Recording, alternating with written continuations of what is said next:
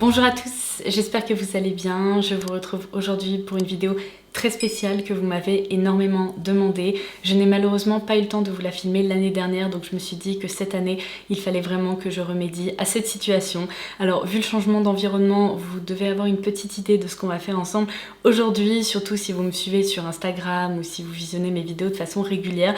Je vous l'avais expliqué et je vous ai même montré ça, mais il y a quoi, 2 ans maintenant, j'ai commencé à développer une passion pour la réalisation de biscuits que j'offre à mes proches à Noël, que je décore, etc. Je reçois énormément de compliments dessus parce qu'apparemment ils sont délicieux et c'est un cadeau qui plaît toujours, et j'ai l'impression que c'est un cadeau assez spécial parce qu'on prend le temps de réaliser quelque chose pour quelqu'un qu'on aime, et finalement je trouve que l'esprit des fêtes, eh bien c'est exactement ça, et c'est quelque chose qui me tient à cœur. Donc, sachant que j'ai reçu des centaines de questions à ce sujet, surtout en ce moment, j'ai l'impression que je reçois la question plusieurs fois par jour, je me suis dit qu'il fallait vraiment qu'on prépare des biscuits ensemble. Une chose importante à noter, je ne suis évidemment pas pâtissière professionnelle, loin de là, je dirais même que je suis pas une excellente cuisinière, mais ça j'avoue que c'est une activité non seulement qui me plaît, mais en plus qui me relaxe. Donc il y a en gros 2 parties, on va dire, à cette préparation. Il y a évidemment la réalisation des biscuits en tant que tel, et après il y a la décoration et le glaçage. Si vous êtes vraiment ultra débutante, que vous n'avez pas de patience et que vous n'avez pas envie de vous prendre la tête, vous pouvez très bien ne réaliser que les biscuits et vous verrez, ils sont délicieux, vous pourrez très bien les manger comme ça et ça fonctionne aussi. Pour celles qui veulent aller plus loin, je vais évidemment dans cette vidéo partager des conseils puisque j'ai un petit peu gagné en expérience, on va dire, à ce niveau-là, et je vais essayer de partager avec vous ce qui fonctionne pour moi, et puis j'espère que ça pourra vous aider, et comme ça cette année ou peut-être ces prochains mois vous allez vous aussi vous y mettre et vous verrez, c'est une activité assez fun. Alors juste avant de commencer, vous allez pouvoir le constater dans cette vidéo, je vais essayer de partager avec vous un maximum d'indications, de détails, et pour éviter que vous ayez à la visionner 52 000 fois, après si vous avez envie de le faire, grand bien vous fasse, mais pour vous faciliter la vie, je vous invite évidemment comme d'habitude à dérouler la barre d'infos puisque je vous listerai évidemment les recettes qu'on va suivre aujourd'hui, je vous listerai tout ce dont je me sers, et comme ça sera plus pratique pour vous y retrouver. Du coup, juste avant de passer à la première partie de la recette et donc la réalisation des biscuits, il y a 3 choses à faire. La première, il va falloir déposer du papier cuisson sur la plaque de votre four. Je précise bien la plaque parce qu'il ne faut surtout pas utiliser la grille, sinon vous allez très vite comprendre qu'en fait la pâte de vos biscuits va se glisser entre les différents trous de la grille et ils vont avoir une sale tête une fois qu'ils seront cuits. Donc utilisez bien une plaque de cuisson. Si vous en avez 2, c'est encore mieux parce que ça va accélérer, on va dire, le processus. Vous pourrez faire cuire plus de biscuits d'un seul coup. On va utiliser du beurre pour cette recette et il faut absolument qu'il soit à température ambiante. Il faut vraiment que vous puissiez, si vous voulez, le malaxer et qu'il soit un peu mollasson. Si vous oubliez de sortir la plaquette du frigo le matin par exemple, vous pouvez tout simplement reporter cette préparation, ça ne fonctionnera pas. Dernière précision, vous l'avez peut-être remarqué, j'ai juste ici à côté de moi mon robot à pâtisser. Alors, si vous n'en avez pas, je vais pas vous le cacher, vous allez vraiment galérer, ça va être hyper chronophage, mais je dirais que la première partie de la recette, c'est-à-dire la réalisation des biscuits, c'est possible, vous pourriez réussir à vous en sortir, c'est-à-dire que la toute première fois où j'ai réalisé ces biscuits, j'avais pas encore de robot et je m'en suis sortie. Alors ça a vraiment été la galère, mais on peut s'en sortir. En revanche, pour la décoration des biscuits, j'ai envie de vous dire, ne vous y risquez pas, ça va vraiment, je pense, vous prendre la tête. Donc idéalement, investissez dans un robot pour pâtisser, ça vous facilitera la vie, même pour des recettes de gâteaux, etc. Si vous voulez, en barre d'infos, je vous listerai des robots qui sont très bien notés, et ce pour tous les budgets. Donc eh bien écoutez, c'est parti, il n'y a plus qu'à, on se lance dans la préparation de la pâte à biscuits. Alors j'ai juste ici mon livre de recettes que j'aime toujours autant, vous l'avez déjà vu passer sur la chaîne. Petite précision importante à propos de cette recette, j'ai complètement utilisé la base qui a été créée par la blogueuse Recipe Teen Hits. Je vous laisserai bien sûr la recette originale linkée en barre d'infos, mais j'ai effectué quelques ajustements parce qu'il y a certains trucs dans sa recette qui ne fonctionnent pas pour moi, donc je vais essayer de vous donner des conseils à ce niveau-là. Première étape, je fais préchauffer mon four à 180 degrés. Alors ensuite, je me munis de ma petite balance ainsi que de mon bol de préparation et je vais venir peser 225 g de beurre. Alors évidemment, je vais essayer d'aider mon robot, je vais pas mettre ce gros bloc comme ça directement dans le bol, je vais couper des morceaux pour arriver à 225 g. Alors dans la recette originale, il est conseillé d'utiliser 220 g de sucre. Pour ma part, je trouve que c'est un petit peu trop, d'autant plus que après, encore une fois, on va venir décorer les biscuits avec une base de sucre glace. Donc 220 g, je trouve que franchement ça peut être ajusté et j'adore quand mes biscuits ont un délicieux goût de vanille. Donc je commence par ajouter 2 sachets de sucre vanillé et après je vais partir sur 150 g de sucre, ça me paraît amplement suffisant. Hop, je répartis un petit peu ces deux ingrédients et je vais utiliser mon robot pour mélanger le tout. Munissez-vous d'une spatule, vous allez vraiment en avoir besoin tout au long de cette recette. J'adore celle-ci, je l'ai trouvée chez Anthropologie et elle est trop belle. Alors évidemment, je récupère ce qui est actuellement sur l'embout de mon robot. Ensuite, dans ma préparation, je vais directement venir casser un œuf. Et pour que le goût de la vanille soit vraiment prononcé dans nos biscuits, on va ajouter 1,5 cuillère à peu près d'arôme de vanille. Pardon, je ne vous l'ai pas précisé, j'ai utilisé une cuillère à café. Je mélange de nouveau avec mon robot. Une fois que c'est bien mélangé, je vais ajouter 1 cuillère à café bombée de levure chimique. Et c'est là où les choses vont un petit peu se corser puisque je ne suis absolument pas d'accord avec la recette originale. Il est indiqué qu'il nous faut normalement 450 g de farine. Je peux vous dire que j'ai réalisé cette recette bientôt des dizaines de fois et 450 g, je ne sais pas comment elle s'en sort avec ça, mais ma pâte, si jamais je n'utilise que cette quantité de farine, elle est vraiment pas assez épaisse et je n'arrive pas à découper des formes dedans. Elle se tient pas du tout en fait, elle est complètement mollassonne, collante, tout ce qu'on veut.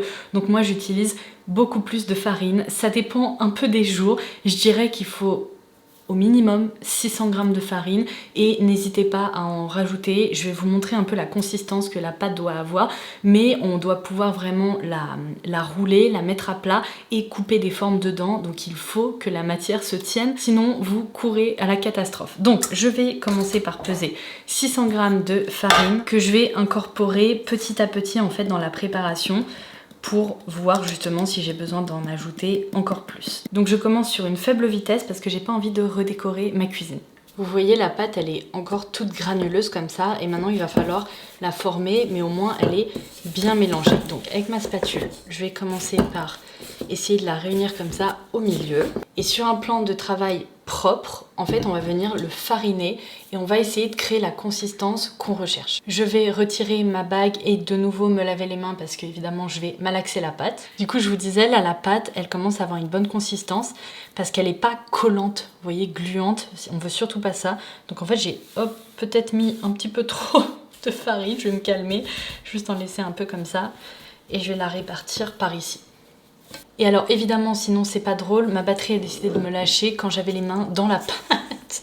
Donc me revoilà. Donc comme je vous disais, tant que j'ai pas roulé la pâte, je sais pas trop ce que ça va donner, donc je vais faire un peu au feeling. Du coup, je rajoute pas de farine pour le moment. Bon, je vous confirme qu'aujourd'hui, j'aurai absolument pas besoin de rajouter de farine. Elle est presque un tout petit peu trop dure. Du coup, vous voyez, je me corrige moi-même. Essayez d'ajouter tout d'abord 500-550 g de farine et après voyez en fonction de la texture. Comme je vous le disais, il ne faut pas qu'elle colle, mais là elle ne colle pas. Tant que j'arrive à la rouler, ça devrait aller. Donc je vais la séparer en deux pour que ce soit plus simple.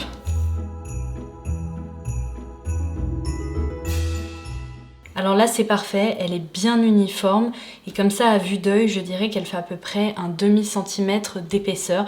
Ça me semble très très bien pour pouvoir venir couper des formes. Donc c'est le moment où je sors tout mon attirail, mes petites formes comme ça pour mes biscuits de Noël. Alors évidemment vous pouvez réaliser des biscuits pour les fêtes, mais vous pouvez aussi réaliser des biscuits à d'autres occasions, pour des anniversaires. J'ai des emporte-pièces en forme de dinosaures, de cœur, de tout ce que vous voulez. Petite précision, n'hésitez pas à vous munir d'autres spatules pour venir soulever les formes et les placer sur votre plaque de cuisson. Tout simplement parce que si vous le faites à la main et que vous essayez de les tirer comme ça, la pâte va se casser immédiatement, ça je peux vous l'assurer. Donc je vais, hop, commencer à créer des formes.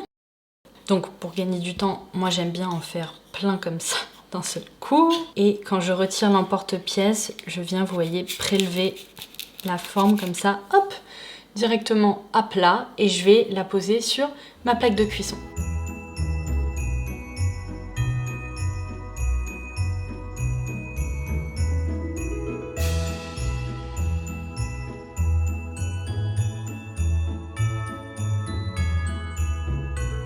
Je vais enfourner les biscuits pendant 10 minutes, sauf que j'ai 2 plaques, donc au bout de 5 minutes, je vais les inverser de façon à ce qu'il n'y ait pas des biscuits qui soient plus cuits au-dessus et moins en dessous. Et il ne faut pas les laisser dorer, il faut vraiment en fait que la couleur reste un peu comme ça, c'est-à-dire beige, même si vous avez l'impression qu'ils ne sont pas encore complètement cuits, ne vous inquiétez pas, ils vont se figer. Donc ne les laissez pas sans surveillance pendant 10 minutes, n'hésitez pas à vérifier au cours de la cuisson à quoi ils ressemblent. Alors ça y est, je viens de sortir les premiers biscuits du four, je vais venir les disposer sur une plaque de refroidissement comme ça, de façon à ce qu'ils se figent et pour évidemment arrêter la cuisson, parce que là les plaques sont hyper chaudes. Voilà à quoi ils ressemblent, vous voyez, ils ont évidemment durci, mais ils ne sont pas orangés, ils n'ont pas commencé à cramer, on veut vraiment s'arrêter à ce stade-là. Regardez comme c'est mignon, en plus il y a un délicieux parfum qui s'en dégage, qui vient d'embaumer la pièce. Autant vous dire qu'à ce stade-là, on peut être récompensé pour notre dur labeur et on peut en goûter un ou plusieurs. Il faut bien tester la recette quand même.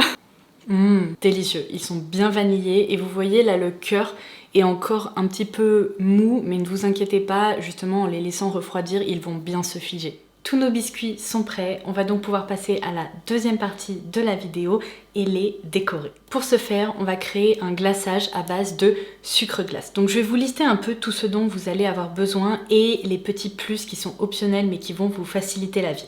Donc pour le glaçage en tant que tel, évidemment il va vous falloir du sucre glace. Je vous conseille vivement, mais on va en reparler, d'opter également pour de la poudre de meringue, de l'eau à température ambiante, du colorant alimentaire, des piping bags, je crois qu'en français on dit des poches à douille. Pour le glaçage en tant que tel, c'est optionnel, mais après avoir testé ça plusieurs fois, j'aime bien ajouter un petit peu du Karo. C'est en fait un sirop de maïs ici dans sa version light. J'ai pu voir dans certaines recettes qu'il recommandait d'ajouter justement ce petit sirop et je trouve que le rendu global du glaçage est un petit peu plus glossy et c'est plus joli. Ensuite, un support stable, vous pouvez tout à fait vous munir d'une assiette, ça fonctionne très bien, mais pour ma part, vous le savez, j'adore décorer mes biscuits, donc j'ai investi dans cette petite plaque tournante qui est hyper pratique parce qu'en fait quand vous déposez votre biscuit dessus, lorsque vous êtes en train de le décorer, créer des formes, eh bien vous pouvez facilement le faire tourner. Pour parfaire le rendu de votre glaçage, vous pouvez utiliser des petits outils pour le nail art comme cela ou bien des petits pics. Si vous n'avez pas du tout d'outils comme ça, n'hésitez pas à vous munir de cure-dents, ça fonctionne très bien aussi. Pour aller avec les poches à douille, certaines personnes apprécient utiliser des petits embouts comme ça qui vous permettent de créer différentes formes. Pour ma part, je dois vous avouer que je suis absolument pas fan. Je trouve que pour des petits biscuits, ces embouts ne sont pas assez précis.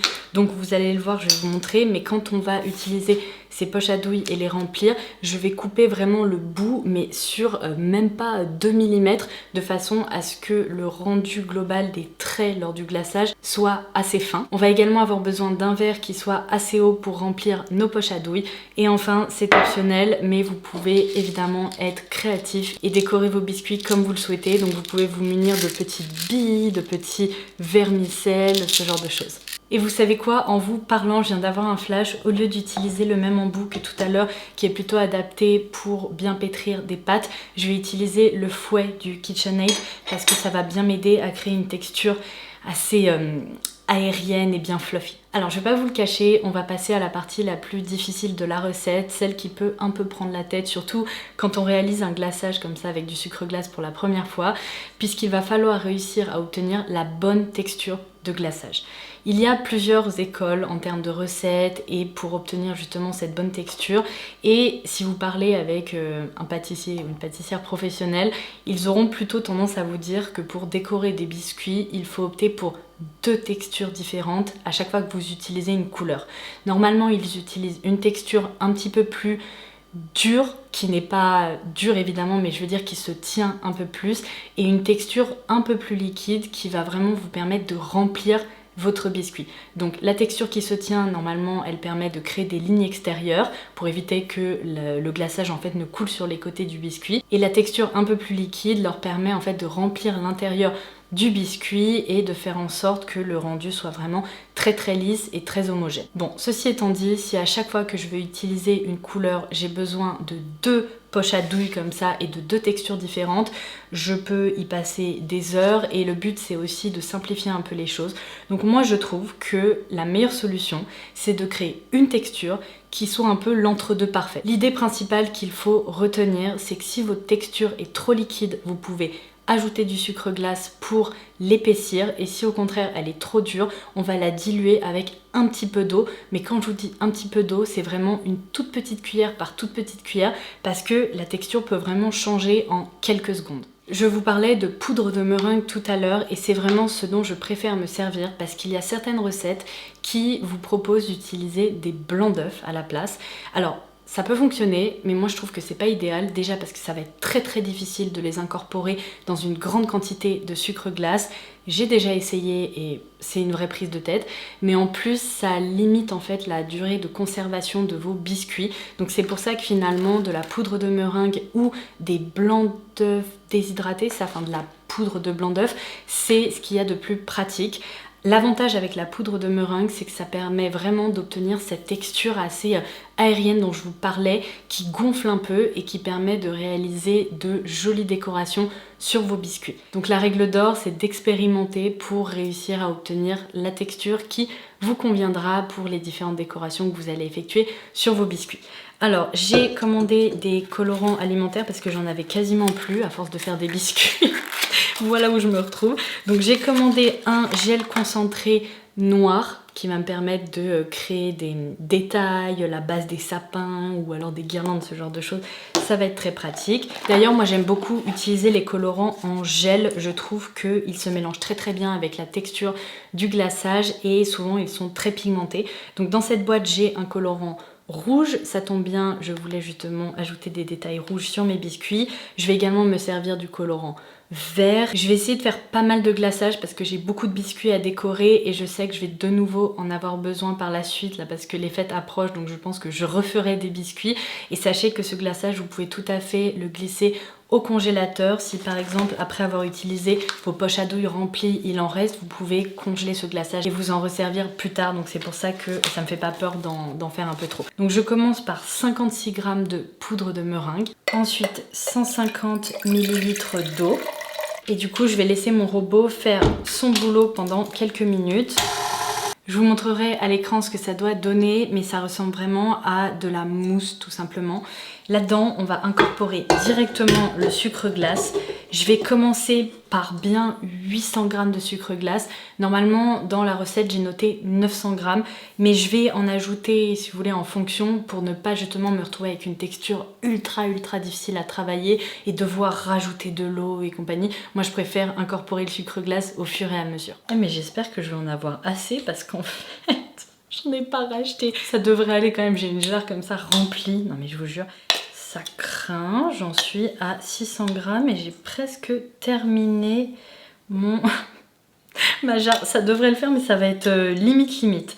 Écoutez, on n'a plus qu'à croiser les doigts. Je crois que je vais juste venir prélever un petit peu de mousse comme ça que je vais mettre dans un verre pour éviter les mauvaises surprises. Comme ça, je pourrais liquéfier un peu, si vous voulez, la texture si nécessaire. Donc, pour ne pas repeindre ma cuisine, je vais déjà en mettre à peu près la moitié sur la plus faible vitesse. Alors, je ne l'ai pas laissé tourner assez longtemps, mais je vais déjà vous montrer avec ma spatule.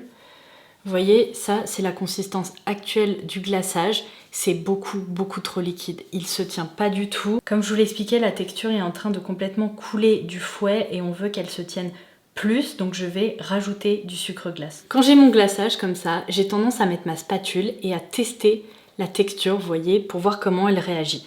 Je veux que les pics, ils se tiennent un peu, mais pas trop non plus. Il faut pas qu'ils restent droits comme ça parce que là, bonjour, vous allez avoir du mal à remplir vos biscuits. Et comme je vous l'expliquais, il faut pas que la texture soit tellement fondante qu'elle coule partout. Franchement, j'ai bien envie de vous dire que là, c'est pas mal du tout. Peut-être que je vais rajouter encore un tout petit peu de sucre glace pour que ça se tienne même un tout petit peu plus que ça, parce que vous voyez là elle est un petit peu flagada, mais on est presque à la bonne texture. Et évidemment avec tout ça j'ai oublié mon petit sirop, donc je vais en ajouter une demi-cuillère comme ça. Je vais avoir besoin d'un peu plus de blanc, donc je vais le laisser comme ça, hop, dans un bol et je vais en prélever un petit peu plus. Donc c'est parti, dans ce bol là je vais mettre du colorant vert.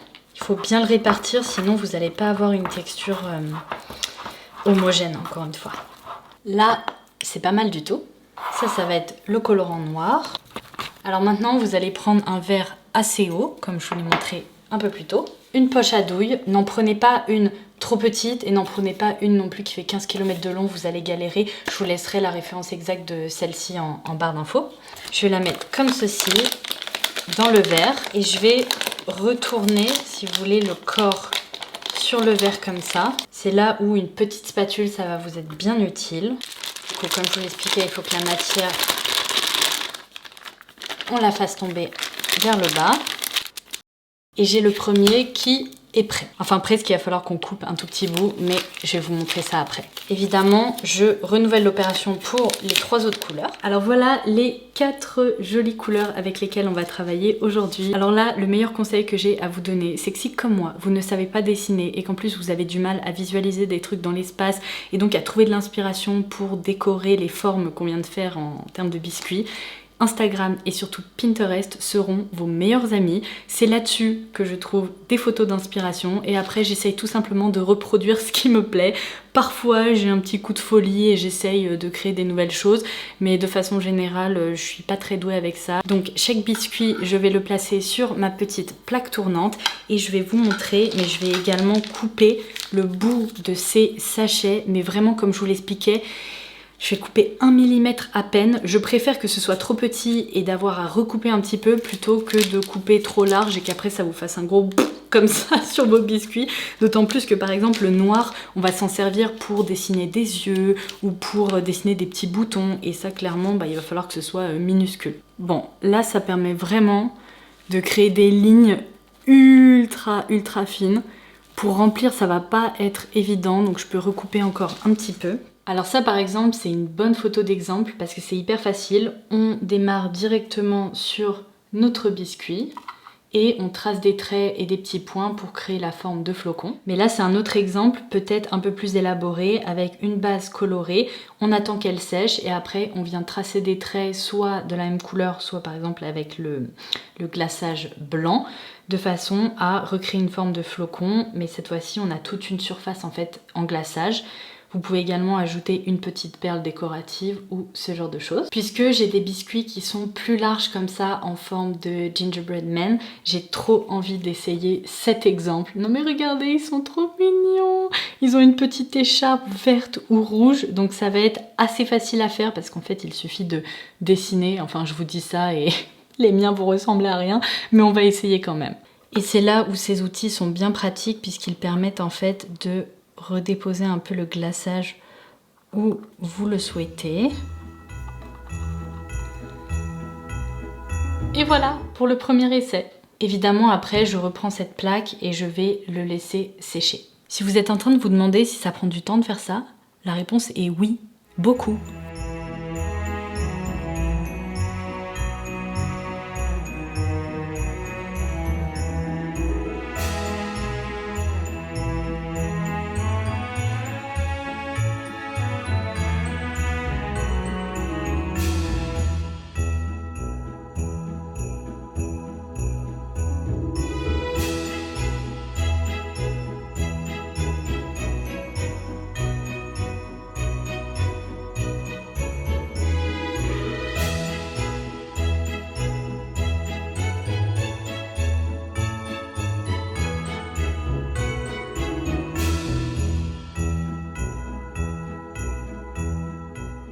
Hier soir, j'ai terminé la décoration des biscuits assez tard, donc j'ai préféré reporter la conclusion de cette vidéo à ce matin. Comme vous pouvez le voir, j'ai avancé dans ma vaisselle, mais il m'en reste encore un petit peu. Mais je dois dire que ça valait vraiment le coup parce que le rendu des biscuits, ils sont trop mignons. Je vous montrerai tout ça dans des séquences zoom, mais regardez-moi ça, c'est tellement chou. Et puis j'ai adoré passer ce moment avec vous. En plus on a un déjeuner de fête qui approche, donc ça va me permettre de rapporter tous ces biscuits pour que les invités les dégustent. J'espère que cette vidéo vous aura plu et qu'elle aura pu être utile. Surtout n'oubliez pas de m'envoyer des photos de vos réalisations, j'ai hâte de voir vos biscuits pour les courageux et courageuses qui se lanceront. Et en attendant la prochaine, je vous embrasse très fort et je vous dis à très vite. Bye bye.